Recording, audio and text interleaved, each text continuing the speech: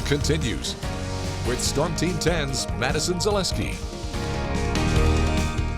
Good evening and welcome back. Well, today was the first day of autumn as of 2:50 a.m. this morning, and it was a perfect day out. It was dry and warm with temperatures getting up into the 80s with mostly sunny skies. And now we are dropping down into the 50s and 60s. 56 in Terre Haute, 63 in Sullivan, 54 in Linton and in Bloomington, 59 over in Washington, and 63 over in Vincennes. And we're going to be dropping down in the lower 50s for tonight. The seasonal average, the average low is 53, and we're going to be right around there around 7 a.m. and that is going to be looking to be around our overnight lows for tonight. And taking a look at our Storm Team 10 storm tracker, we have mostly clear skies, although we do have some clouds forming coming in from the west part of the News 10 viewing area. We'll be waking up to some of those clouds in the morning.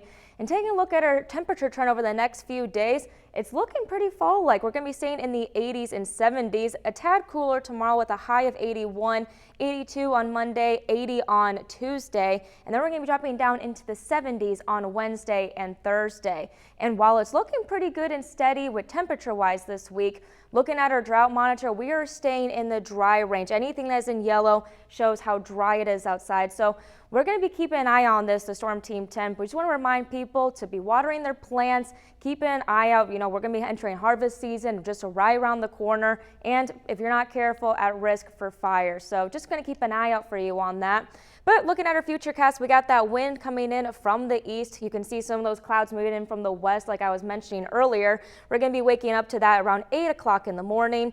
As we get into the afternoon hours, we're going to see some form of sunshine.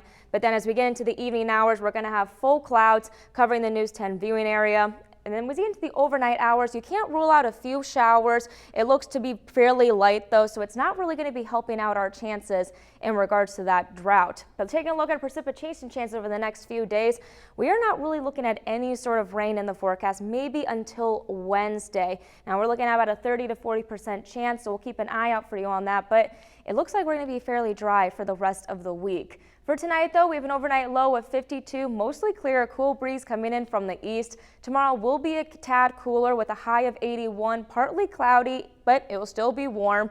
And then tomorrow night, an overnight low of 60, mostly clear, and another cool breeze coming in from the east.